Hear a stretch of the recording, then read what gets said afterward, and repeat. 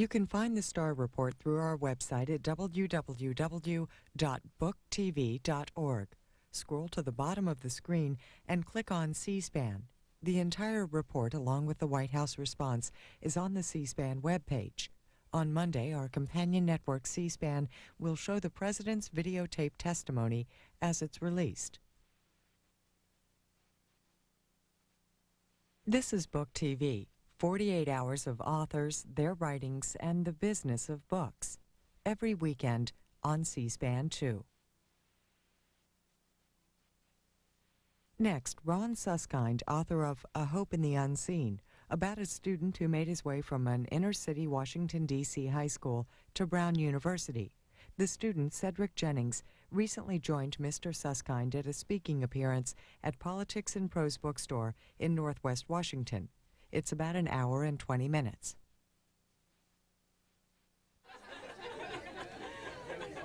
Angela. Oh, you know, we've probably never seen that in college.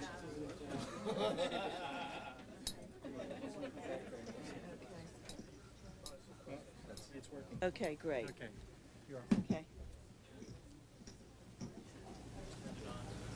Good evening, everyone. I'm Carla Cohen. I'm one of the owners of Politics and Prose Bookstore, and my partner Barbara Mead is here tonight as well. This is a very special night for us. Seldom do we have two book events in 2 months for the same author.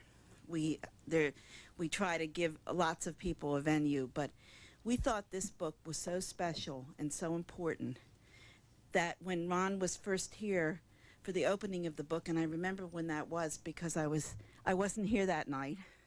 I was on my way back from a convention of booksellers, and so that was in late May, and I knew right away then that I wanted to invite Ron to come back because I knew the book wouldn't be as well known then as it is now, and I do think that it's an incredible tribute to Ron Suskind and the work that he's done that you are all here tonight. It's a great crowd, especially when we had John Lewis here on Tuesday night and just as big a crowd, and I know that some of you came to that as well.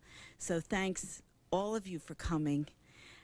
I can't say enough good about this book. I think the first thing is that it's a fantastic book to read. I mean, it's really interesting from start to finish. So it's fun. You want to read it from beginning to end. You want to know what happens. Ron said one of his friends called him when she was about 3/4 of the way through the book and said, "Please tell me it has a happy ending. I'm so nervous." So first, it's fun to read. And second, it teaches us so much. We had a series all winter long and all fall and winter about called Taking Responsibility for Racial Healing.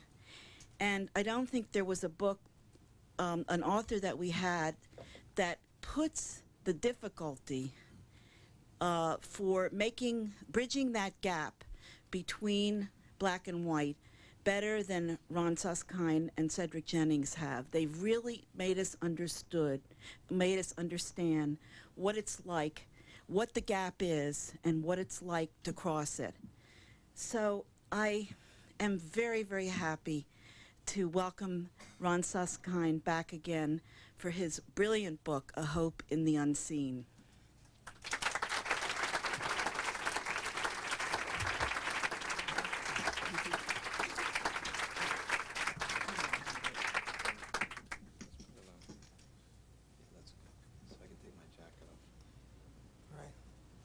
People hear that? Is that good? Yeah. Okay.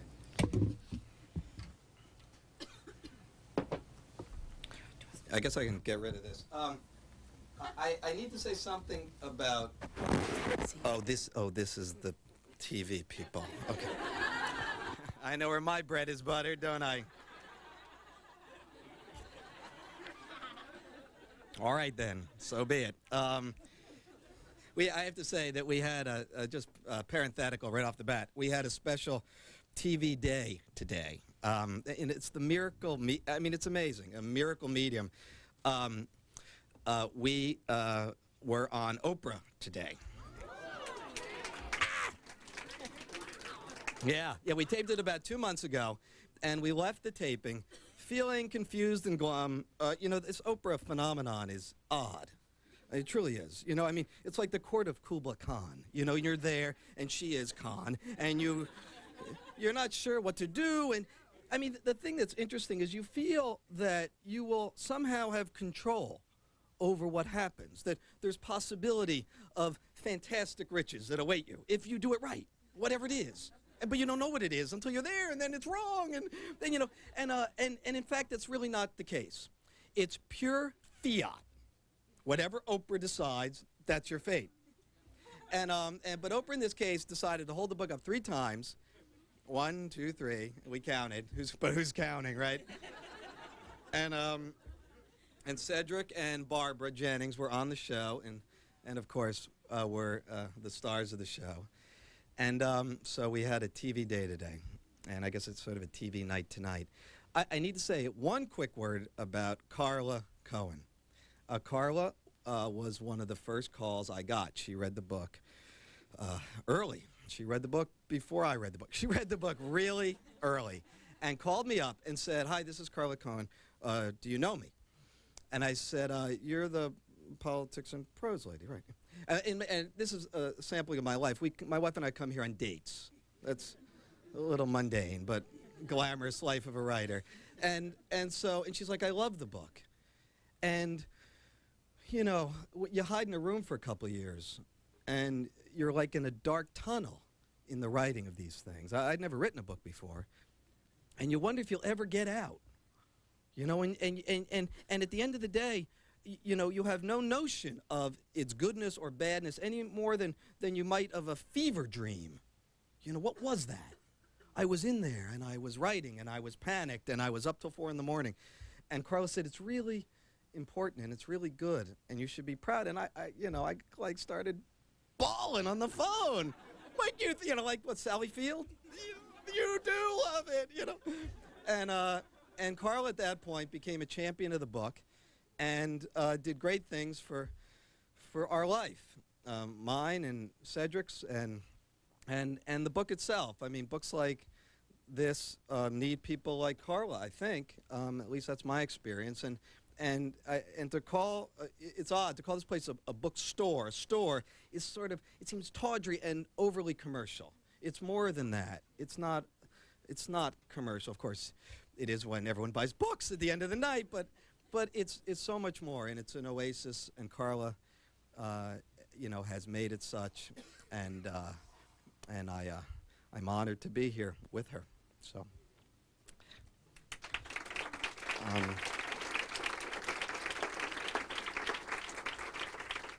I am going to read a few things, not too many. A lot of people here have read the book, which is terrific. I'll read a few things because some people haven't, and then we'll have our special guest will arrive fashionably late, as is his way, after I talk about him. And then we'll have Q&A, in, I don't know, half an hour or so, a little less. And Cedric will be, of course, a part of that. And then we can all sing happy birthday. Okay, let me first describe a little bit of how I end up here. 4.5 years ago, I was writing, I still work for the Wall Street Journal. I was then as well. I was their senior national affairs writer, which is one of these give you a lot of rope kind of jobs. So I was with a lot of rope in Southeast Washington on a story which seems simple. Sometimes the best ones are not too clever. And this story was, what's it like for kids to learn in this sort of war zone environment? I had a friend, Tony Horwitz, who was my college roommate, wrote Confederates in the Attic, great book. Tony had been in war zones, and we were talking, and he's like, there's an incredible shows of human spirit that occur in war zones. I'm like, well, there's one over there, just down there, a place that we don't go from this part of town generally. And in fact, I hadn't spent very much time there. And so I went to what was, and I think still is, probably the worst high school in the district, worst in sort of empirical way, most killings, highest absentee rate, Ballou Senior High School. And worse certainly doesn't say anything about the kids there. I think it's probably a quotient that shows potential squandered. And here, about a third of the kids are absent every day, unaccounted for. There are at least a dozen kids that are either in the class or belong in this class who are killed every year, and almost another dozen who are arrested for those various crimes. Lockers are full of guns, knives. It's just mayhem. It's utter mayhem. The culture of prisons exported to the streets and into the schools and back and forth. And so I went there, looking for honor students. That's my pitch. You know, we need pitches as journalists because, you know, people don't want us in there. They're skeptical, and they have reason to be. So my pitch was, I just want to talk to the kids who try to learn here. That's what I said to the principal. He's like, all right, maybe that might work. So I did that. And I sat for a week and then another week talking to kids, honor students, highest GPAs, in this little conference room. And it was, me and them. You know, and of course, you know who I am. You know, neon sign, white guy, no clue. Clean miss, right? And there, you know, kids with 3.8 averages here at Ballou. Now, mind you, only 80 kids out of 1,400 have B averages or better in the school, right? And so I sat there. I said, so, how's it going? Fine. You want to go to college? Uh-huh. Something else I can do for you? It wasn't working. It wasn't working badly. And I was calling the office, and they're like, so, how's it going? I'm like, fine. Any day now, I'm ready to write. So in this state of deep lamentation, I was in the principal's office and complaining about this project isn't going to work. And he explained to me, he said, well, see, the kids, the honor students, we call them undercover honor students. They hide here. We have this thing called the Wall of Honor, which is the 80 kids I just mentioned, and they get put up on this wall. This is a battle over issues of self-esteem that goes on between the administration and the teachers and the students.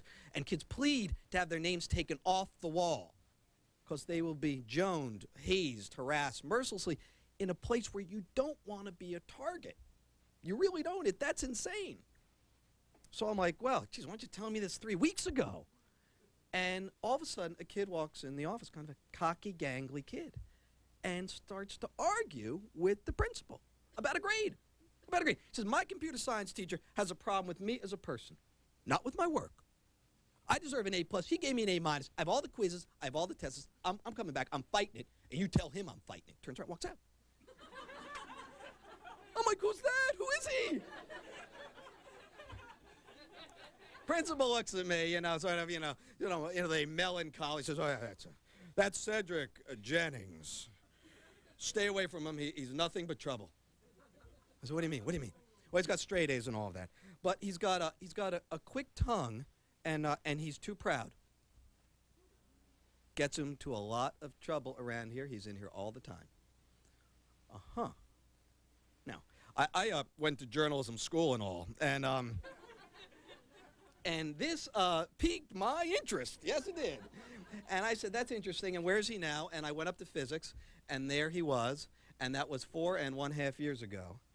And that was the start of an odd partnership of sorts across many of the divides that we know so very well in our culture, in our country, and one that has taught me more than I could ever possibly imagine, even with a hope in the unseen, more than I could ever have envisioned at the start. Let me just read a little part where you, in the book, meet Cedric. Now, what's happening is one of these, cat and mouse games are going on. It's unfolding with an assembly. Now, the principal, Richard Washington, has a plan. He had actually a plan about 2 years before I got there, which he would give honor students $100 for straight A's in any quarter. They have 4 quarters in a year. That's real money. I mean, it's real money. And all they had to do, this is the stipulation, they had to collect it at an awards assembly. So what's the big deal, huh? And they started to come at the beginning. flushed out by the cash. And then it became clear to everyone it was going to be a hearts and minds struggle for who would rule this school. And the gang leaders, who, mind you, are like Medicis here. They are. Touch the hem of my garment. They are it, the living end. They are at the top of the social pecking order. And at the bottom are the honor students. Nerd, geek, egghead, and the worst, of course, whitey. This is a label. Pray God you don't walk with this label in this place. And so the honor students started to not come. So Washington's plan is that he'll spring it on him as a surprise. So he's got the mayor, he's got Tevin Campbell, who's an R&B, great R&B hip-hop guy, singer, and the theme is stay in school. So he figures everyone will come, and then he'll spring the awards on them. So he tries it. And he gets to the juniors. All the sophomores are girls except one boy who's literally dragged off the bleachers. And then he does the juniors. And he knows this first kid is going to draw all the hoots because everyone knows him. He's the one who takes it. He's the one who stands up to the blows. And literally, Richard Washington stands in front of that school and screams out, "Cedric Jennings!" It's nowhere.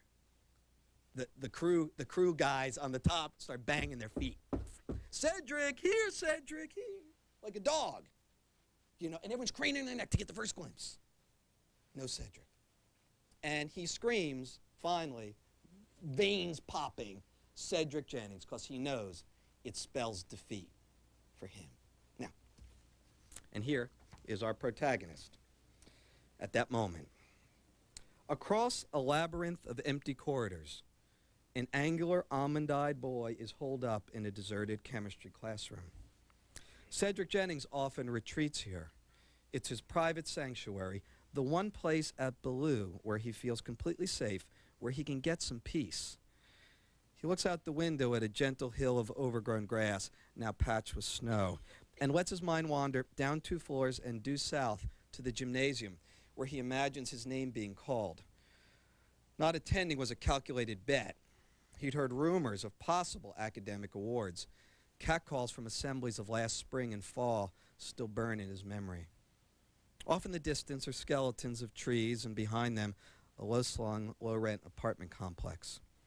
His eyes glaze as he takes in the lifeless scene, clenching his jaw, a little habit that seems to center him, before turning back to the computer screen. Scholastic Aptitude Practice Test, English, Part 3, floats at eye level atop a long column of words, cacophony, metaphor, alliteration, and choices of definitions. He presses through the list, words from another country, words for which you get punched if you use them here, and wonders, scrolling with the cursor, if these are words that white people in the suburbs use. A few screens down, a familiar-sounding noun appears, epistle. Sort of like apostle, he figures, passing by choice A, a letter, and clicking his mouse on B, a person sent on a mission. He looks quizzically at his selection. Probably wrong, but he likes the sound of that phrase, a person sent on a mission.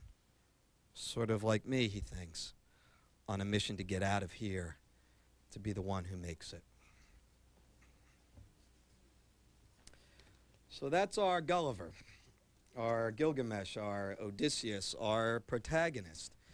You know, Cedric, as you find out as you read through the front part of the book, and he says this at every opportunity, he says, you know, I'm not that different from a lot of kids back there still. Don't go down that path. You know, he's not Good Will Hunting. You know, that's fiction. That's a movie. That's Einstein with a broom. Why did they have to make his IQ 208? I mean, why did they have to do that? That's Hollywood. Cedric is a smart kid. There are lots of smart kids. Cedric is not a kid who got a 1 in a million download of God's good software. He's not. And he knows that, and he says it at every chance. Because when people go that way, he says, no, you see, that lets you off the hook. It lets you say, yeah, he's the 1 in a million, and isn't that wonderful? And what Cedric has, though, and this is the heartening part, are in some ways transferable qualities. Faith, will, adrenaline, which you can summon, and those are things that he gets that you can get. And also something else he's got, which is a harder and trickier thing, a desire to sacrifice.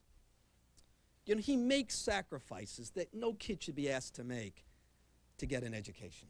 But he does. And it makes him a loner. And it makes him twisted up. You know, and in some ways, kids, other kids, every bit as smart as Cedric, every bit as graced with potential, don't make it because in some ways they decided to be too well adjusted. They wanted to be popular. They wanted to have friends. You know, who would go on this solitary journey? Who of us? But in the struggle, well, it's a dialogue. You know, and Cedric is hazed mercilessly. And when I first saw those kids, I'm like, villain, villain, villain. Hero, villain. Now, by the way, I'm not much on heroes or villains, journalistically. I've sort of gotten out of that phase of my life. You know, because, I mean, we think the reader wants that, but, you know, I think we're not giving them enough credit. I, in my life, know no heroes and no villains. I know people like me who are complicated from all over.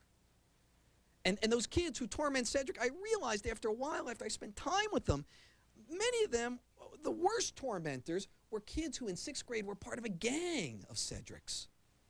You know, wearing the bow tie, going to church, wanting to please mom, thinking about doctor, lawyer, instead of, you know, Michael Jordan or Richard Pryor. That, you know, they had real aspirations and real hope. And as they see Cedric walk down the hall with that sort of shining breastplate pride, they remember who they were.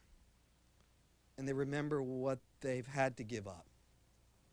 And it drives them a little crazy. And it's hard to get too angry. And so that's what happens through this school. Philip Atkins, who's a great kid, who is sort of the other voice of those many kids who have disappeared, kids with vast, vast possibilities that get reduced, all of them, to a single notion of surface toughness. Because that's what you do in this place. That's a rational response. And Philip tells me that. He says, what I do is sane. I act stupid.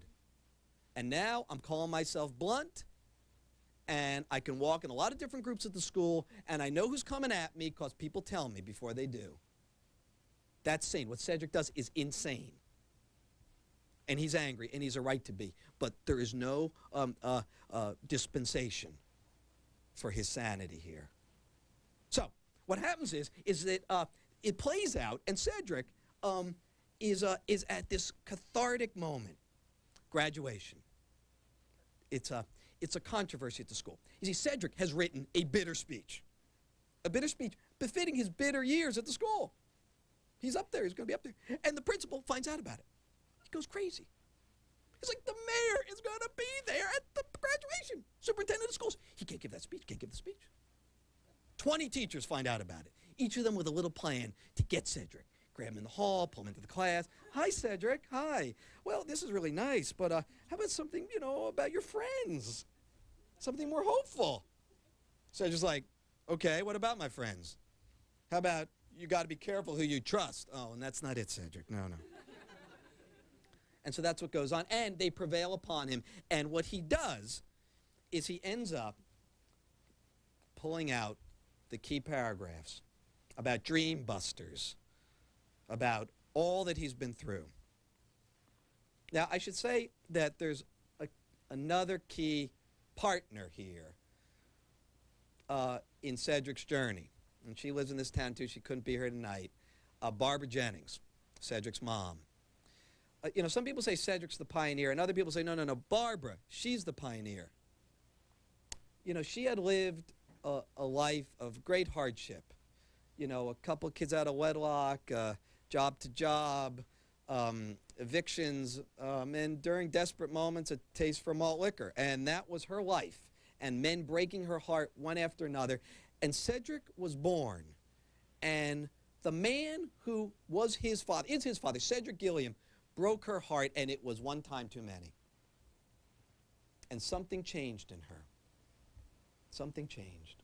She brought Cedric as a baby out on the street, 15th Street, where she grew up. Across the street. Cedric Gilliam deals drugs. He's a drug dealer. He's now out of jail, but bank robber. He was dealing drugs across the street. Barbara brings the baby. It's a boy. She thinks that's what he wants. It's what a man wants, right? A boy, to carry your name, to be strong, like a man is strong. And she brings the baby and says, here's your son. He wanted her to abort. That's where they broke up. She wouldn't. And he looks at the child, and she says, his name is Cedric, like you. And she thinks that might do it. And something ancient from Cedric Gilliam's life blows up, and she looks at her. He looks at her cold, and he says, that child means nothing to me. That child is nothing to me. Something snapped, something changed, a little switch flipped. And that night she held that baby, maybe a little too tight, and said, if I save you, maybe I'll save me too. And that was a start. That really was a start. 20 years ago. Actually, it was 21 years ago tonight, pretty much. And a week later, she was in a church, Apostolic Pentecostal Church, Scripture Cathedral. We had an event there about a month ago, which was great. And she grew up, and he grew up, and they all lived in that church. And that was the key. That was the moment. So now Cedric and Barbara come to finale. It's graduation at Ballou. And,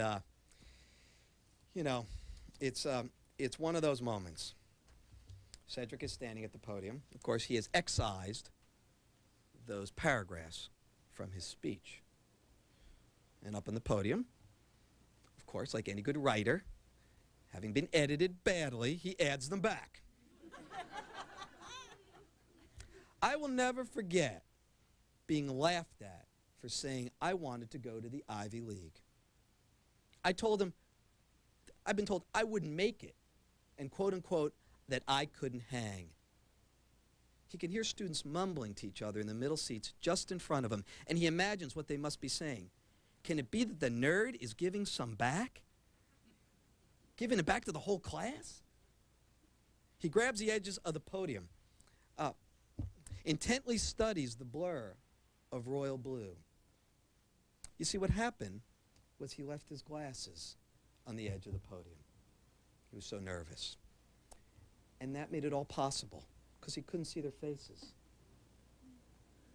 And all he could see, all he could feel and remember were the slights, were the indignities stretching back years, the chiding, the threats, and finally he's purging it, spitting it all back. It's a spectacle. People are stunned, silent. When one of my peers found out I was going to Brown, he told me I wouldn't last 2 years. While they were laughing in the corner, trying to predict my future, I laughed back. He pauses, and it seems he may now be ad-libbing, searching.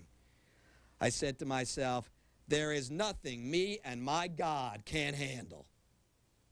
The crowd erupts. It's thunderous. A few people are standing. Even the badass kids have to laugh. The human punching bag is finally punching back. Barbara's up screaming, that's my son!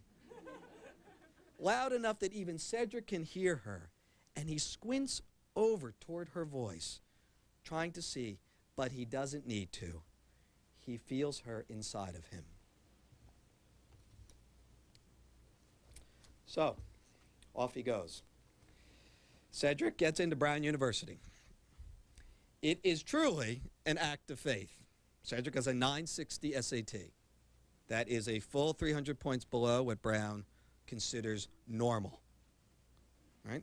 So what Cedric did, and I'd say this is probably the only kid in Brown's freshman class, the Brown's class of 1999, who did what Cedric did. Cedric, with his application, wrote a heartfelt essay about how he can't be judged based on a number, and how he is a young man of faith. And his faith in this country and in himself is almost beyond expression.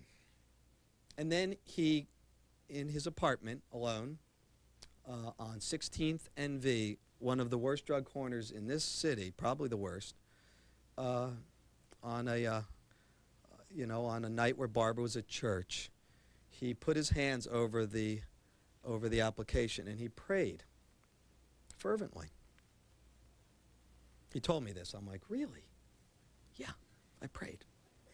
I said, this is the place I ought to be. If it is your will, God, please let it happen. Now, I should say, I am a Jew. We're not big on the efficacy of prayer, specifically. Not big for us. You know, we're always Jews. Some go to temple, some don't. And Cedric has taught me a lot about the potency of faith. And indeed, it worked. He got into Brown. Amazing, isn't it? Yes, let us pray now. Hold hands. And he is indeed an affirmative action admittance. He is. Yep. And so up he goes to Brown. He goes up to Brown, and it's interesting to watch. I drove up with Cedric and Barbara. You know, one of the things my friends do is this game they call, it's a Where's Waldo game. Where's Ron here? Where are you in that scene? Well, I can confess some things to this crowd tonight. I am in almost every scene, hiding. If you can find me, they're great door prizes Carla has for, and I'm hiding here. I am in the van. I drive up with Barbara.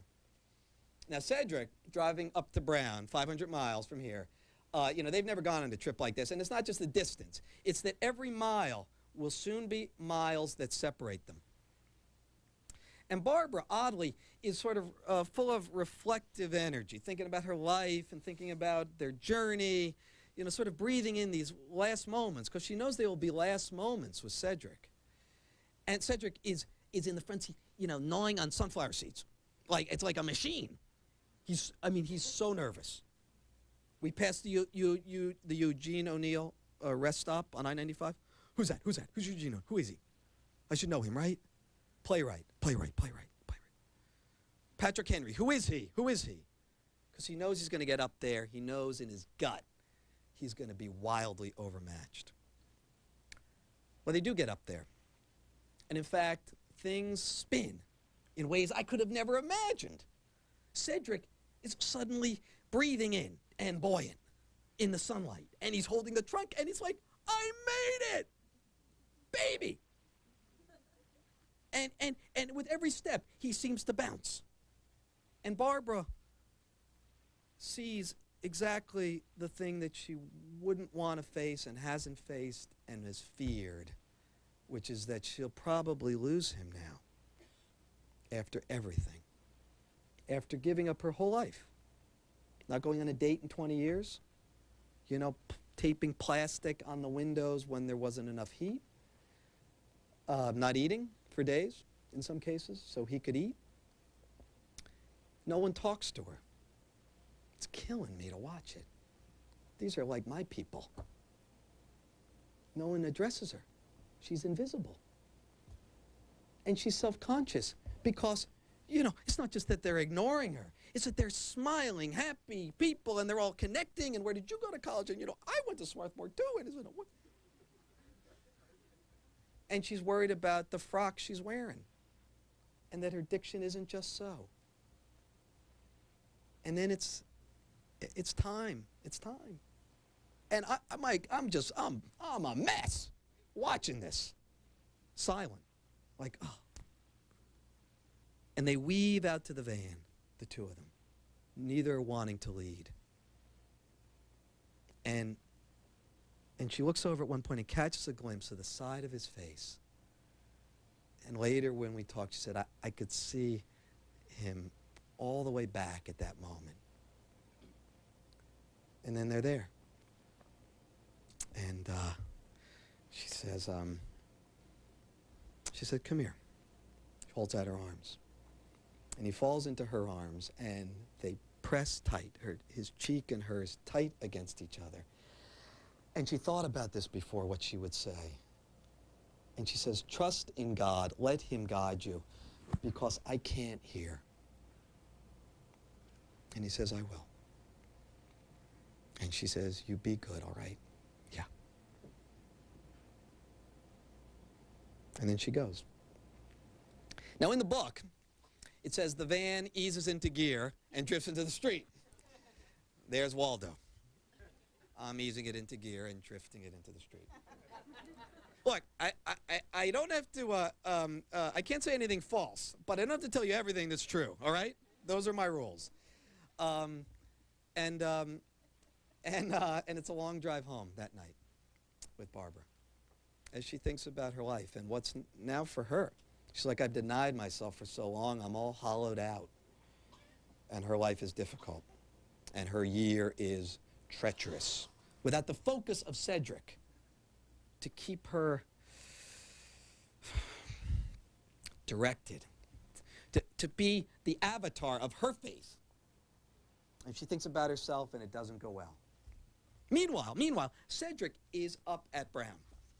And it's hard. It's hard. I literally drove down and got on a plane and flew back that night so I could see what was going on. I mean, you know, I'm missing stuff.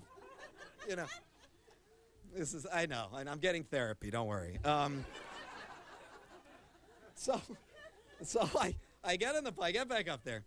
And of course, I find what I kind of in my heart, I think feared, maybe expected. Of course, I never would say that to Cedric. That's part of the rules here. I can't be his therapist. I can't say, Cedric, I bet up ahead, here's what's going to happen.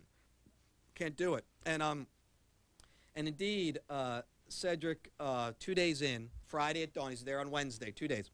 I'll read it one paragraph here. By Friday at dawn, a preemptive panic has set in. Maybe it was last night's SAT exchange.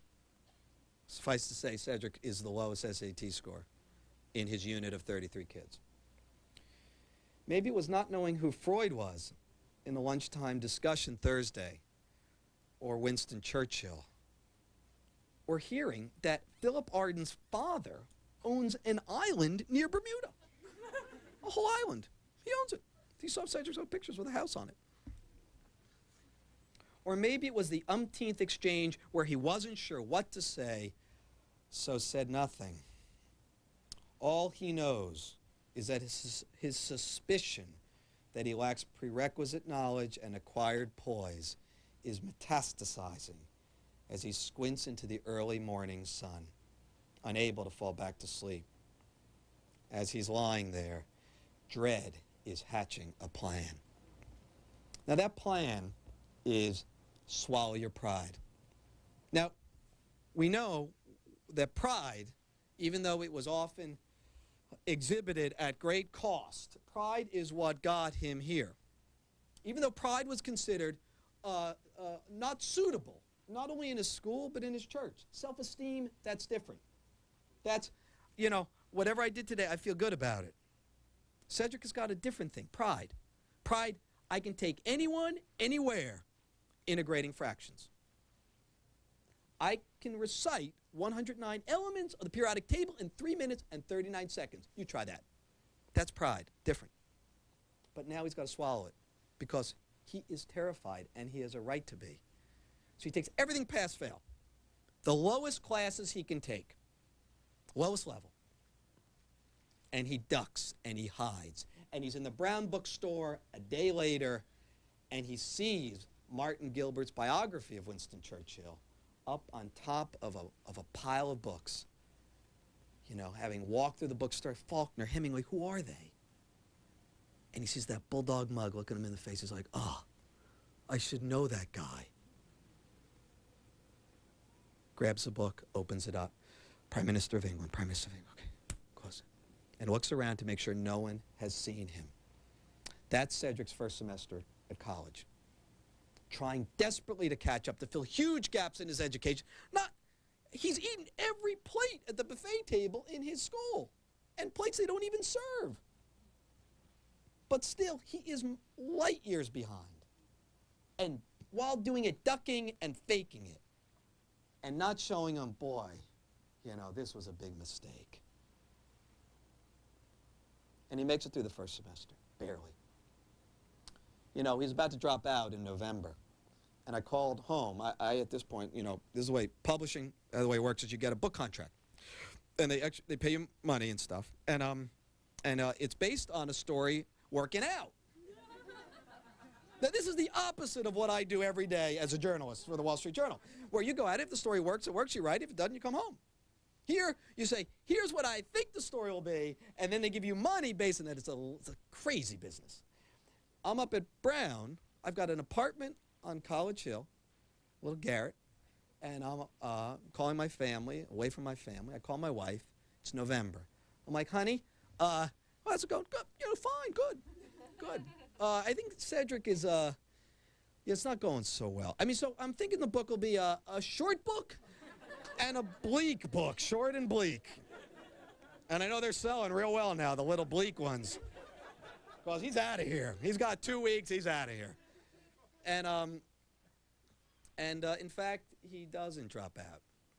And in fact, in the second semester, he remembers what got him here, that it was pride.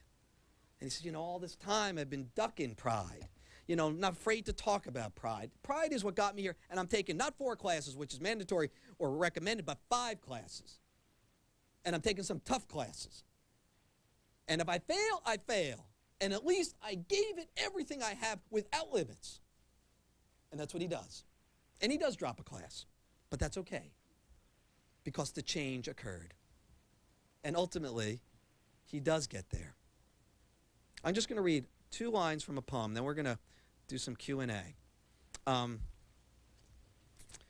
You know, kids like Cedric tend to not do very well in these circumstances.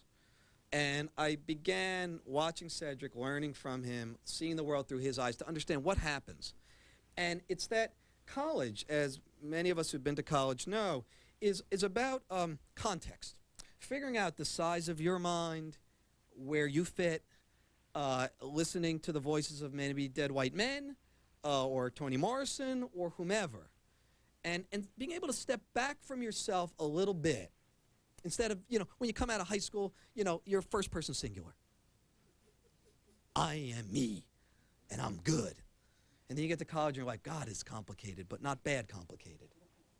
Stepping away from yourself. And it's particularly hard for kids like Cedric, you know, for whom everything is put through the prism of race and poverty and being the stranger in America, the other with a capital O. You know, it's a searing experience. And to say to Cedric, hey, that's good, but you got to sort of put that in a box and leave that a little behind, is like asking a Vietnam veteran to forget about Saigon a week after he's off the plane. And it's hard for them to do. What they do is they offer their passionate personal perspectives, which truly are valuable, but it can't get you where you need to be in college. And so Cedric struggles with this. And he goes to a high school, a junior high school in Providence, which is very much like the high schools he went to, very much like a high school in Washington. And it becomes a Rashomon moment, because he can actually look at the thing. He can look at himself. And he sees the kids dividing up into their quarters. The white kids are mostly in the advanced classes. The black kids in something less than that. The Portuguese kids, and they're all in their quarters, all in their different colorations and corners. And he's like, you know, why does it have to be like this? You know, these kids, move over, we'll put resources in you, rest, flow left. And so he writes a poem of outrage. Now the assignment, mind you, is 10 pages with footnotes. Cedric tries it, but it looks lame. It looks mealy, and it doesn't speak to his anger. So he writes the poem, and here's part of it. Yes, red and yellow and orange will do, but there's something still missing to create the perfect view. Always looking at the same hues is really no fun.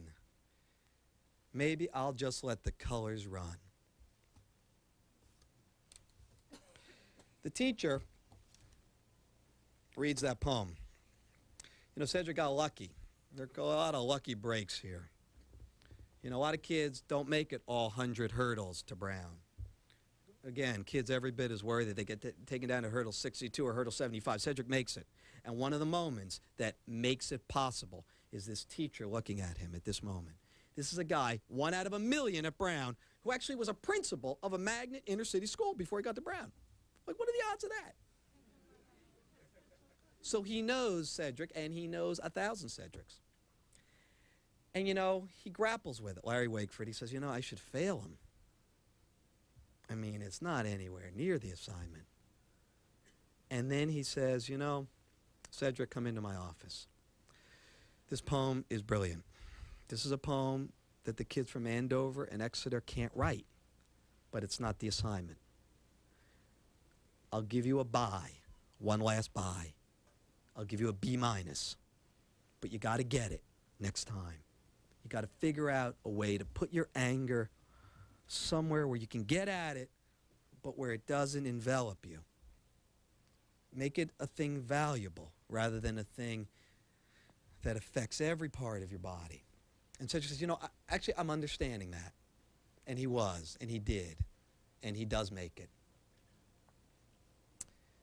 You know, the book ends 2 years ago, and Cedric is now a senior at Brown. He starts his senior year in a few months. And, you know, he's a kid of gravity and grace. You know, it worked. You know, all the things you couldn't test for. You know, faith, will, perseverance, self-knowledge. I mean, why should that surprise us that you can't test for that stuff? Well, you know, he had that. And that's what got him here. And the other stuff, well, he brought that side up. Because, you know, as he says to people, he says, you know, a lot of people mistake lack of exposure for ignorance or an inability to learn. He says, I just wasn't exposed to stuff. Well, he's getting a lot of exposure now. And so as we start our Q&A, you can actually ask questions of both of us, but Cedric is particularly good at answering them. Let me introduce Cedric. Are you here? I feel like Richard Washington. Cedric Jennings! Let me introduce my co-conspirator, my compadre, my friend, Cedric Jennings.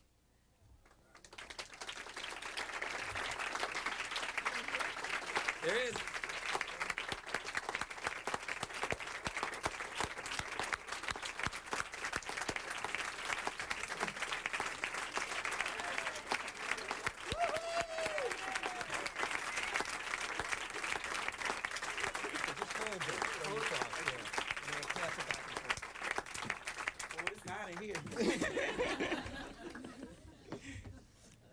Okay, questions.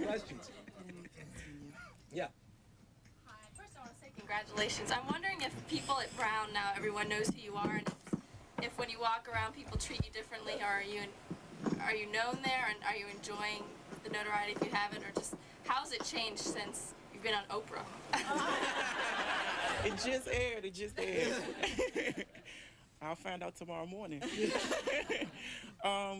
Well, it's pretty quiet around Brown. I mean, I have been getting a lot of attention at Brown, but it's pretty quiet around Brown because a lot of the students weren't there once I got back. Yeah, we can pass it. Okay. Yeah. Once I got back for the summer, it wasn't a lot of students there and people there, so I didn't get too much attention, which was okay, but I liked the attention. It's fun. Yeah. Talk loud. Yes, before you came, Ron said that one rule he had is that he was not allowed to be your therapist. What other roles did you have for each other during this process? Oh, well, she said one of the rules that Ron had was that he couldn't be my therapist while at Brown. He couldn't give me advice. And what were the other rules that we had? Well, another rule was don't get too close. If I say it's time to go, it's time to go. But I didn't have to do that too much. Couple times. It was fun. By the way, I did go on the date, if people wonder about that. Oh, yeah. He was there. A little He was close. there. A little close that time. Yeah. It's really a pleasure to have you here. There are a lot of Brown alum in the audience. All right. I wanted to ask you, you've focused, at least on the readings, about the deficits or the challenges on the academic side. I'm wondering about the challenges on the social side, and how you've, whether there were any, and how you've addressed them and bridged those gaps.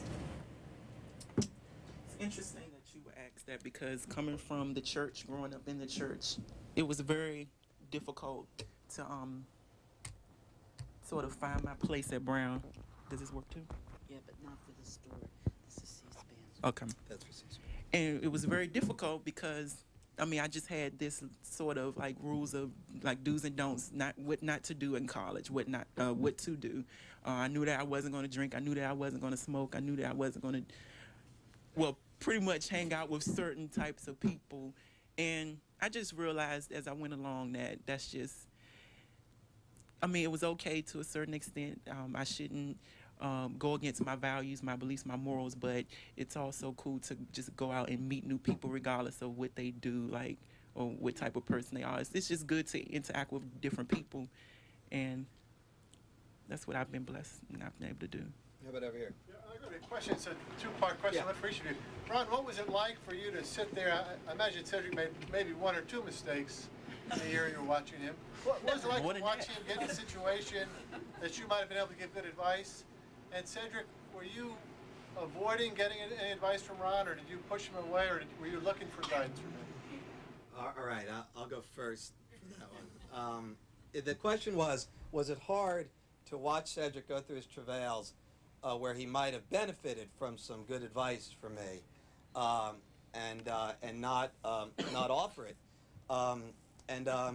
You know, Cedric's English papers were really good the first semester. Yeah. It's a joke. I try.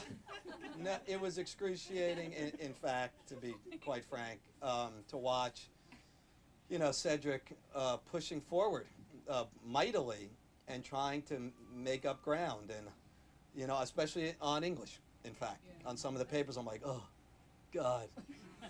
You know, yeah, and not because the writing was so very bad. It wasn't. It's often, Cedric, as you can see, is quite poetic, in fact. I mean, if he was, I used to teach a writing class at Harvard. If he was in the class, I would have picked out some lines from his paper and say, you really could write. You could be a writer. But so much of it wasn't like that. And so I just had to sit and watch. And it was excruciating, in fact. I mean, and it got, at some points, absolutely nightmarish, even after Brown, you know, where, you know, Cedric got back and, you know, after having made it, after having broken the tape and really found a place at Brown, and his mother, he gets home and they got evicted. Now, that's a question a lot of people ask when I'm out talking. Were you there for that? And I was. And were you going to do something? And in fact, I sort of grappled with it. It was a tricky moment for me. I did have a check in my pocket. I didn't tell Cedric or his mom that I did. If Minister Borden had not shown up when he did, I had about 10 more minutes before I would have had to have stepped out from the wings of the stage after spending an entire book as an invisible person. I mean, it would have been like a game show. You know, hi, here's a check for you and your family. And so I had about 10 minutes, in fact, at which point I was ready to step in and say, well, let's do something here. But, and Cedric probably can talk about those issues too, because Cedric knew I was there, but he also knew that if I helped him, that his journey would be meaningless. I mean, what kid goes to college with, like, me? I want to talk more about that. Yeah. He used to make me so angry because I would call him up, I'd be going through something, and I'd be like, Ron, you gotta help me. You gotta help me out, Ron. He'd be like, Cedric, I can't. I mean, you know, the issues with the book and everything, I just can't.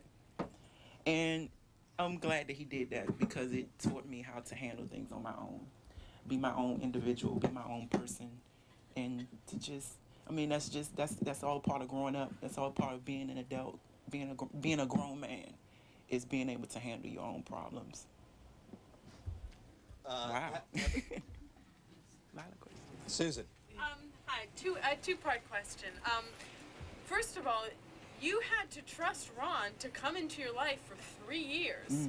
This, guy coming in from the whole other side.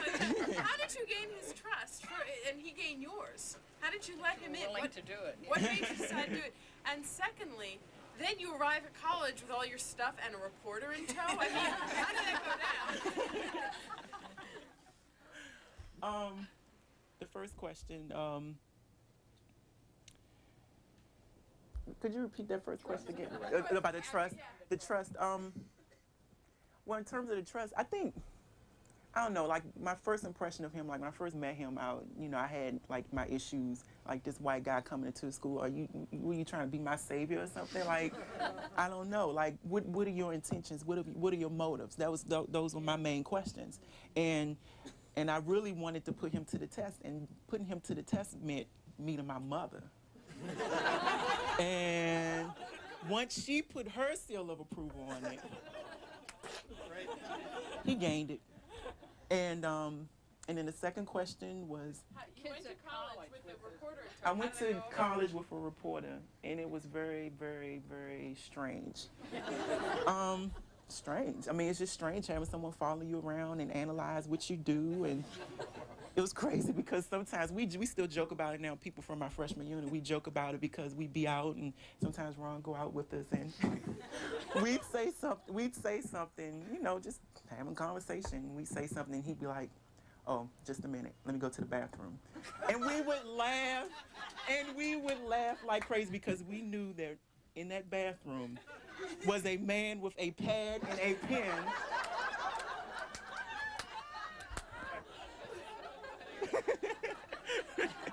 Writing away. I found out. My bathroom strategy I thought was working until this moment. I really did. I'd go to the bathroom. They thought that I had a pee bladder.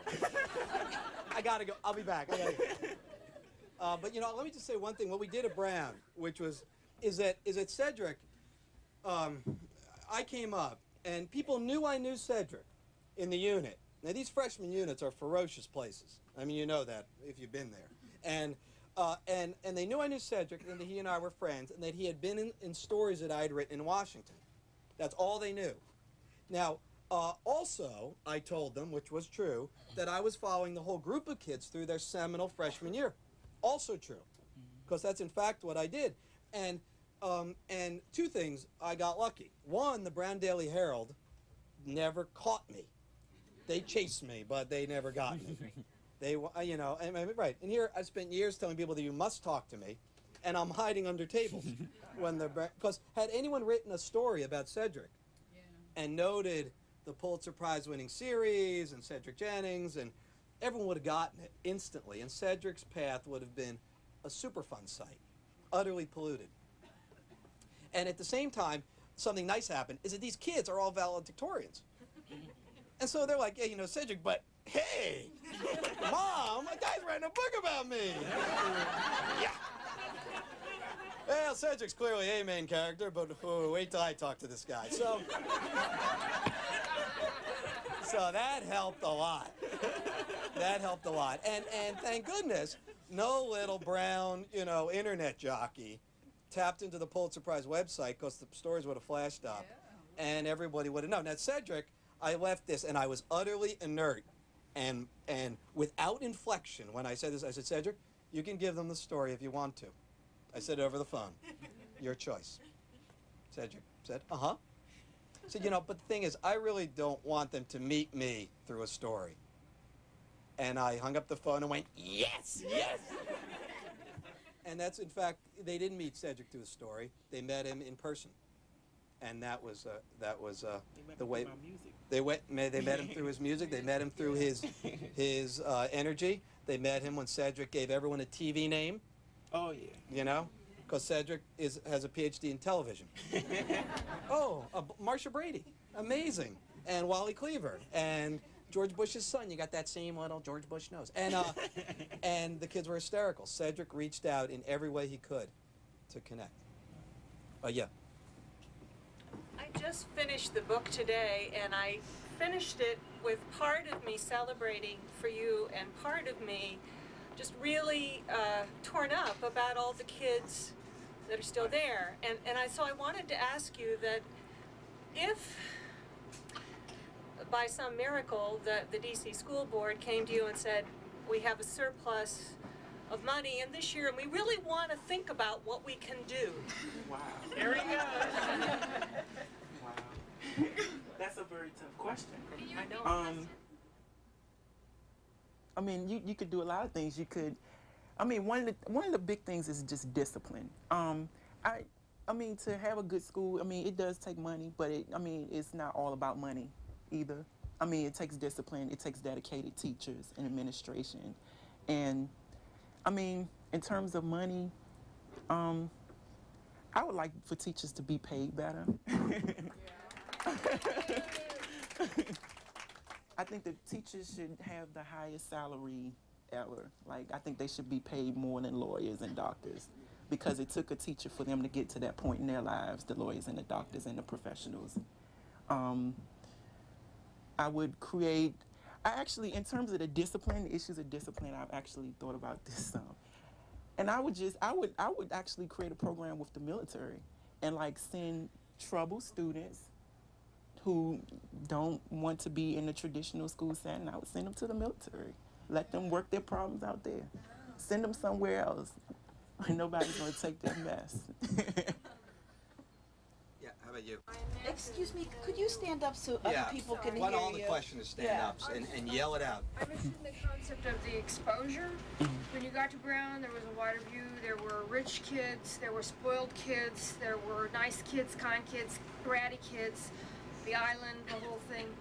Had you known about what the possibilities were or how other people lived out there when you were in high school so you could connect at least in an ideal kind of a way or in a fantasy kind of, would it have helped you understand more what you were getting into? And do you think that that kind of exposure, bringing in the way other people live and just in a tangible way to the school can help other kids that like aren't at the other extreme from where you are? I mean, because to me, anybody, I mean, the smarts is there. I don't know, you know, I mean, it's like showing the possibility. Now, you said your first question is, if I had known prior to going to Brown the types of people that I was going to be dealing with. No, that's not it. The possibilities that were open to you in other people like him and like me and like him, that those people were out there. Could you have derived strength from that while you were fighting your battle in high school? I mean, just knowing that. If I had been around students like that prior to Brown, is that just? Yeah. Oh yeah, of course. Yeah, of course. And I think an example of that is at MIT. Being around really bright students, that gave me a run for my money. They helped me to realize that there are students out there who are much better than I am. There's always somebody better than you. And I think I went to MIT with that sort of attitude. I knew this, but to actually be a part of it and to be in the midst of it, I think it was sort of a culture shock for me, but it was definitely a good learning experience. And I think that having that MIT experience, having that experience at Phillips Academy, that definitely prepared me a little more than it would have if I hadn't gone to them prior to going to Brown. So yeah, of course. How about you right here? Well, let me just say one quick thing. Cedric went to an MIT summer program between his junior and senior year, and that's what he's talking about with MIT, where he bumped into mostly middle-class Black and Latino kids who were quite gifted and graced. Go ahead. Well, I just wondered about what's happened since the book a little bit, and I just wondered what you finally decided to major in at Brown, and whether your ideas changed, what you would major in, when you were there, and also what you plan to do when you graduate. and whether your plans have changed somewhat in the last few years about what you might do when you graduate. I came to Brown wanted to study math and education. I am still studying math and education. I have an interest in business right about now. Brown doesn't have a business program. I didn't really realize how interested I was in business until maybe 2 years ago, my sophomore year. And if I had to do all over again, I would have been an economics major because that's the closest you'll get to business at Brown. After Brown, I plan on working at a record company. I want to get into the music industry, the business side of the music industry, work for maybe 2-3 years, go to business school, and then I have an idea, and I'm actually going to be working with one of the professors at Brown, doing an independent study, doing a business plan of something that I'm going to do after business school. Yeah. How about you in the way back there? You, yeah. You read from your reading in the book. I haven't read the book yet, but you imagine what he's thinking in front of the computer doing the SAT. Right. Did Cedric read what you were writing and confirm, or how did you do that? The question was about the internal voice sections of the book. There are a not insignificant number of internal voice sections for Cedric and 12 other characters. Cedric obviously is the main character, but almost all of them have at least some internal voice. And the internal voice stuff is all based on interviews. You know, what are you thinking then? What are you thinking at that moment? And Cedric and I set up something of a back channel on that. You know, at the end of the day, I would often observe him, and at Ballou it was at a distance, because one of the rules we had was that I would walk 20 feet behind him. So people wouldn't know we were together. You know, and that was far enough and close enough that I could hear what everyone else was saying, and I could see what Cedric was doing.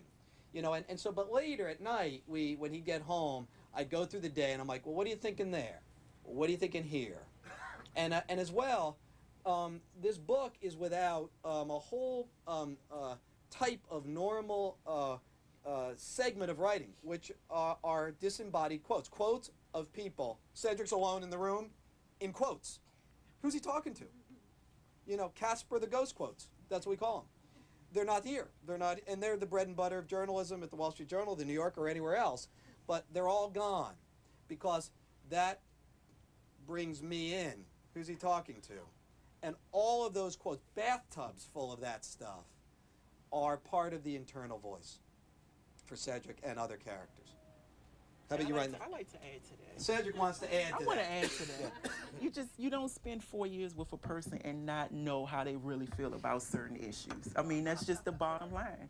You know, a lot of people come up to me, well, I have a problem with this getting into your head issue, the inner voice issue. I mean, you just don't spend this much time with a person, his family, people who are close to him, and not know how he really feels about certain issues. I think that Ron has done a really good job in representing me in the book. I'm proud of the book. The book is an excellent book. I was just going to ask, was it somewhat exhausting for you then to be, well, what did you feel from your explanation of at 8 o'clock and then at 10 o'clock? Like, I would think that it has the potential to be either wonderfully emotionally relieving, although you're not the therapist, or kind of like taxing, like, okay, I can't remember, and it just didn't matter. I just made a comment. Oh, yeah. Yeah, that was a very difficult part. I'm glad you brought that up. It's very difficult when someone asks you about something that happened like 15 years ago. Like, you gotta remember it. I remember he called me up. You gotta remember. Cedric, come on, man. Dig deep in that brain. Yeah, but it was difficult, but I managed to pull it up. Retrieve. How about you there? Yeah, you. Cedric, what was it like for you when you went back to visit Ballou, and how, if at all, do you feel the school has changed as a result of you, the book, the publicity, etc.? Ballou has gotten worse since I left. But it's become a charter school for math and science. No, that's not Ballou though. That's apart from Ballou. I know the director of the program. That's not Ballou. They're taking their program to the other side of the city. we can't exclude young people because they're from lower income backgrounds, because they may have emotional problems or they may have problems at home. We can't keep excluding young people like that. And I think that it's unfortunate that people just don't seem to want to take the time to just be dedicated and to just reach out even more. I mean, that's the type of risk that you run in being at a school like Ballou, in the location that it's in. The types of students that come, they come with problems from home. A lot of them don't even have parents. And I think that sometimes it's unfair that the schools have to take on this extra role because the parents aren't there. But that's a part of being an educator. That's a part of being dedicated. That's a part of helping students reach their potential.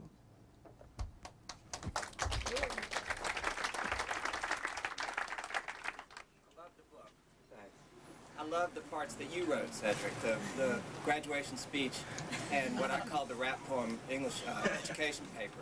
Would you be willing to read some of that to us? Okay. We heard you read a little bit, but I'd love to hear your voice read. Very good. Can I just read the last part, like the part that he wrote? You want to read? You want to hear more? As or? much as you want to read. Let's read it, I must admit. Okay. You say this is the last? Yeah, this is the last part of it. Come.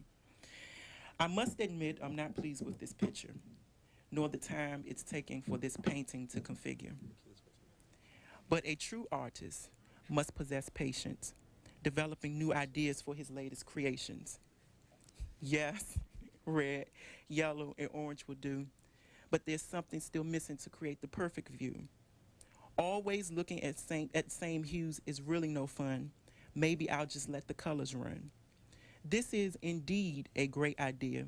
This mixture will be named the picture of the year.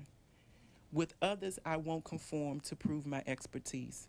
My God, I have created a true masterpiece.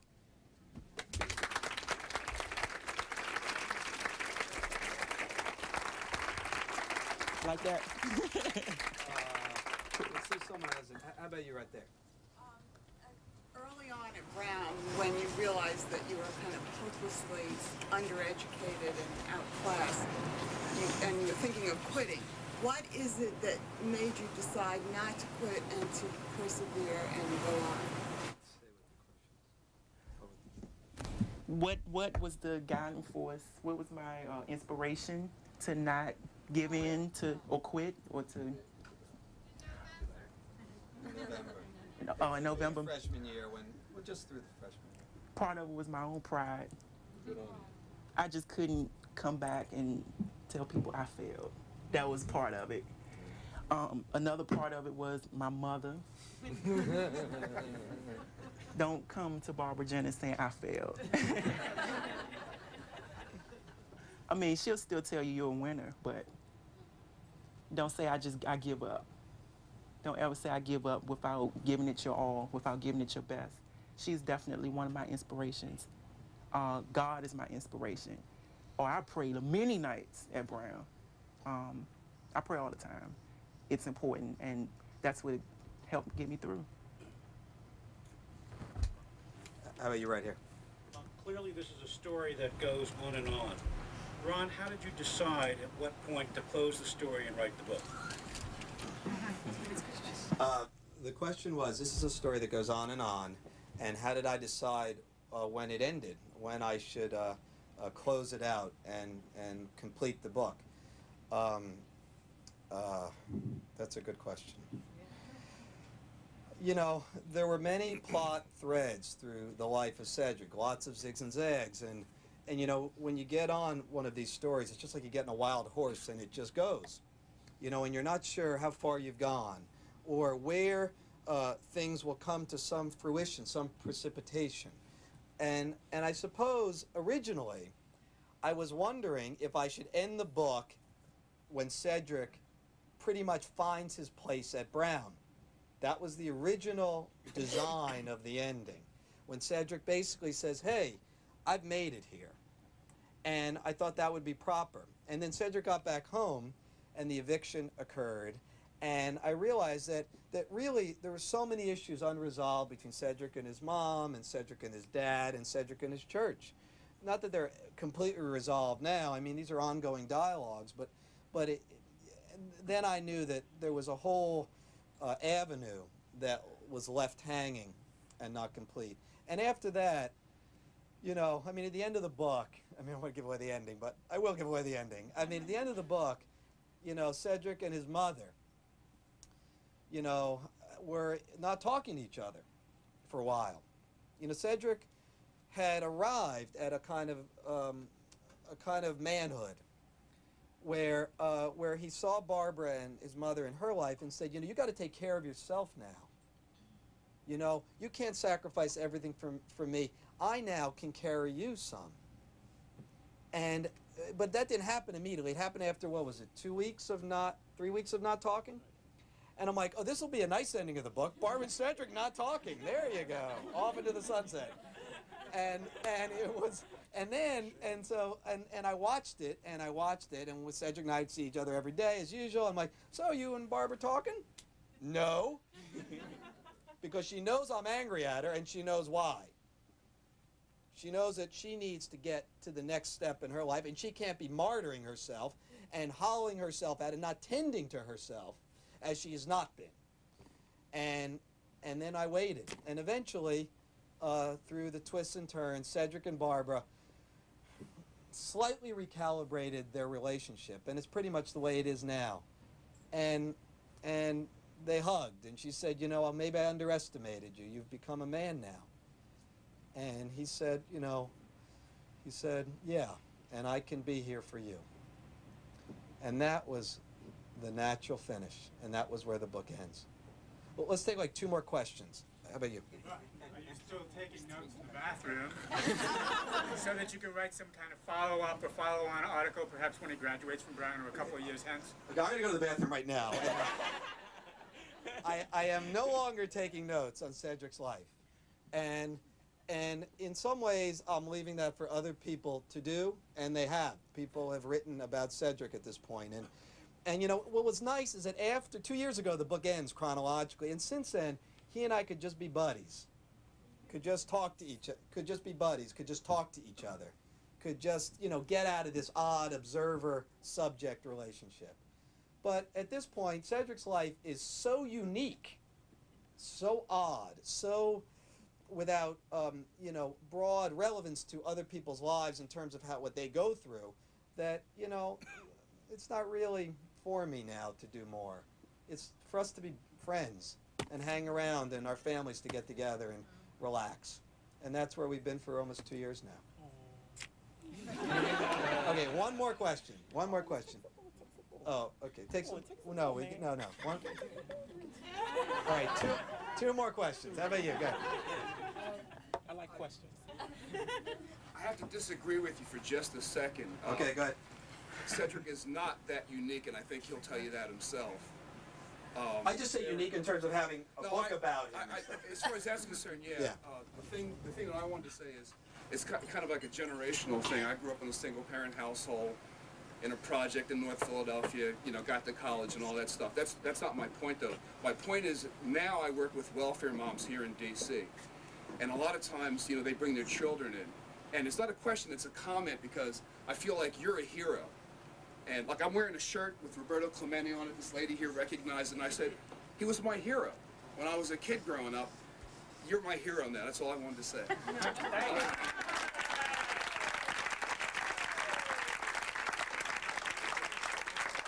that's a good place to end.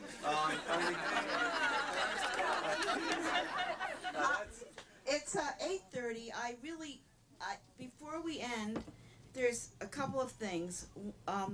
One is that I feel so strongly about this book. I want you all to help to publicize it, to let people know how important a book this is.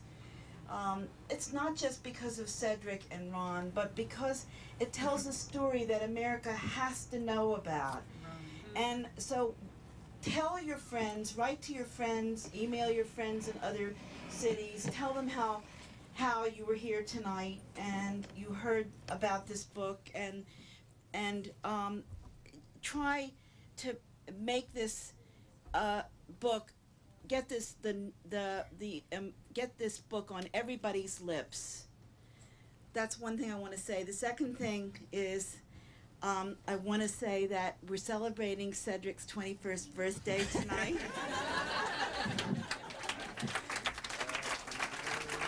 And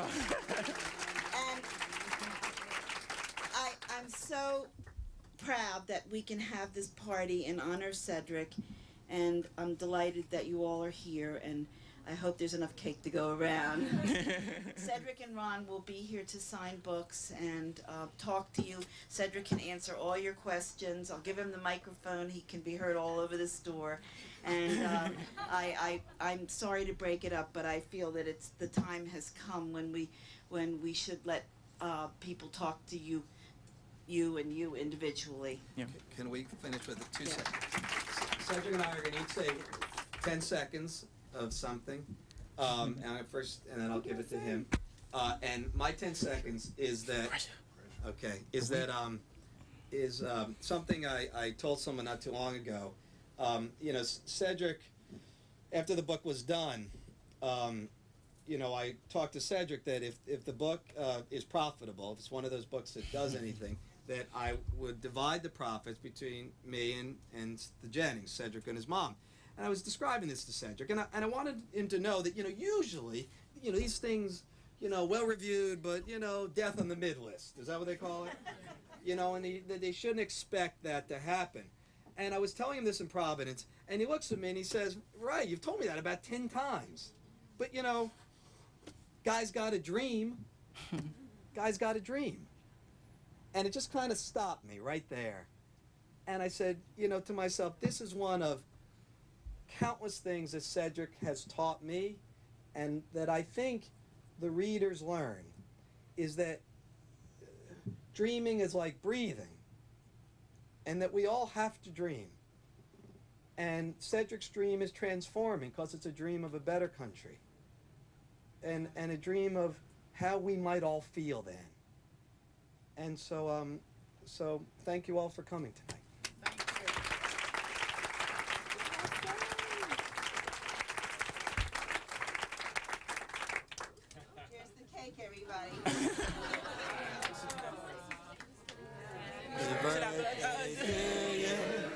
Happy birthday to you.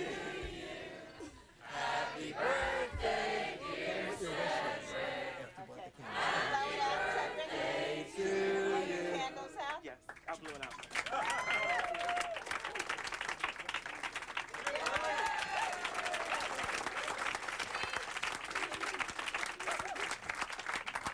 Oh, that's it. Cedric's going to say what his wish is, and that's it, the last thing. No, don't say your wish. Yeah. Don't say my wish? No. Should I say my wish? Yeah. I won't say it. Okay. I won't say it. I'll just pray about it. I'll pray about it. I just want to tell. I want to say something to the young people. I want to just say, in this life, you can do one of two things. You can either be bitter and be miserable for the rest of your life and be mad at the world, or you can do something positive.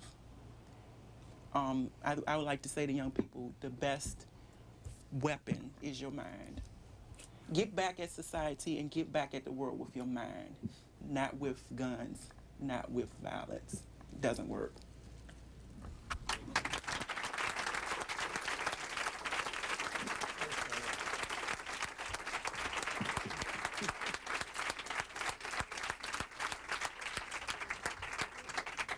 The people who would like to have Cedric and Ron sign books, stand up, come around this way to my left. And would you give us a hand by helping us to fold up chairs so that you can move around and get a piece of cake? Thank you all for coming. Thank you so much for the cake. Thank Caroline. She's the person that got it. Hey, And my friend is Laura, grabbed all of us with emailed, and I can't tell you how many women to tell us about tonight. So oh, that's nice. Yeah. It was really. I was one of them. Cedric Jennings celebrated his 21st birthday. Author Ron Suskind won a Pulitzer Prize in 1995 for articles about Mr. Jennings in the Wall Street Journal. Afterward, the two sat down to sign books for the audience. A Hope in the Unseen is Mr. Suskind's first book. He's been a staff writer for the Wall Street Journal since 1990.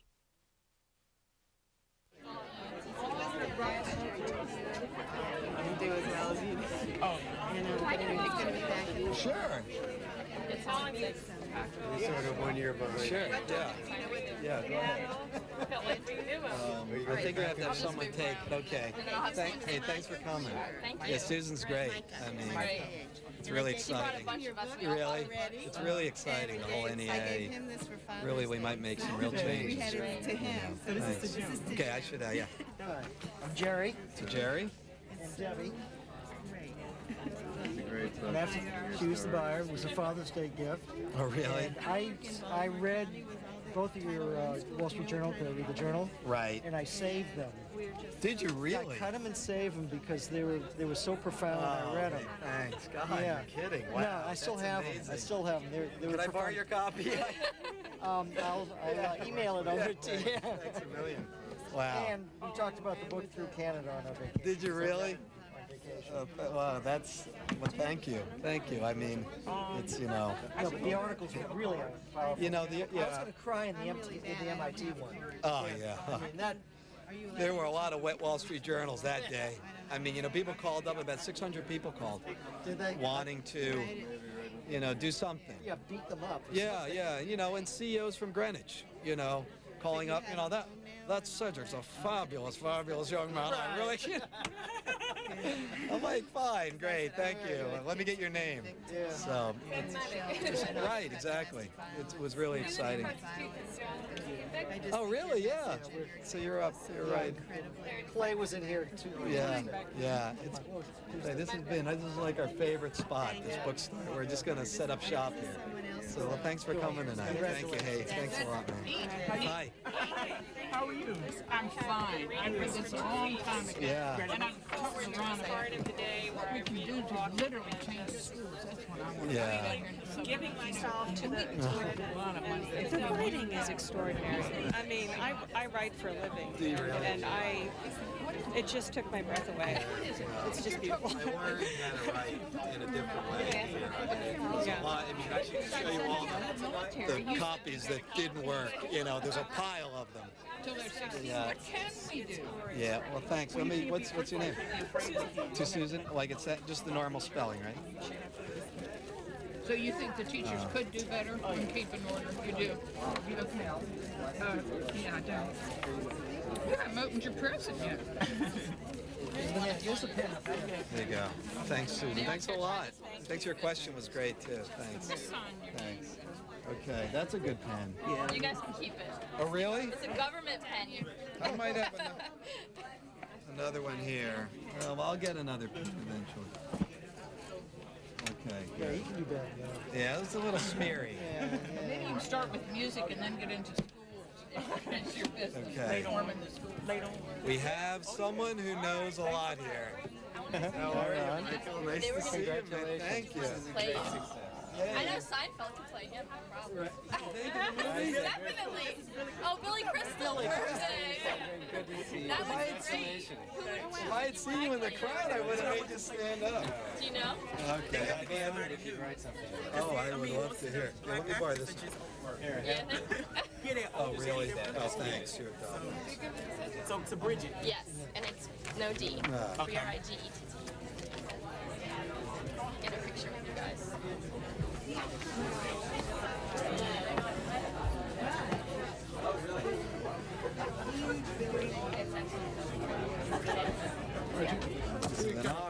Thank you very much. Anything I need to know? Just hit that button up there. That's it. The whole deal. Send me the Thank you. Leave me alone. Leave me alone. Isn't he a handsome devil at this point? Get her enough. What's your phone number? Yeah, that's your good, right? Oh, Jerry and Right. Jerry. Jay. Yeah. Yeah. Yeah, that's Jay. Looks like a D. Derry and Debbie. It's the problem is left-handed. That's what I am. That's not a problem. That's how I write. Little family thing. Well, you were terrific and lots of lots. And if you want to do another college essay, I have a daughter getting ready.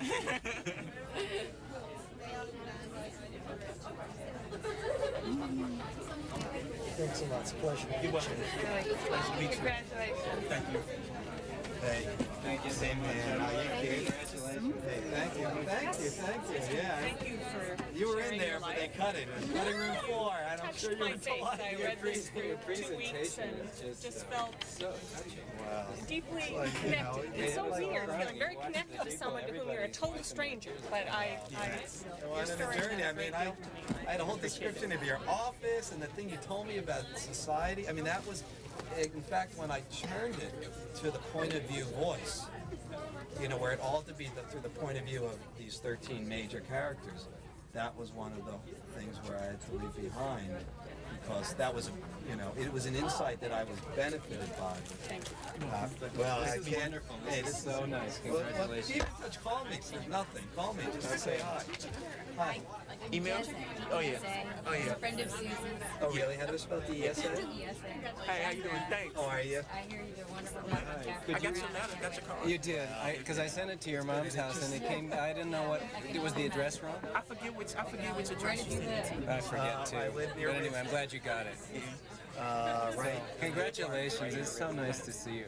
I came to the church too. Yeah. But Yeah, I missed you. I missed you. I'm so glad I got an invitation.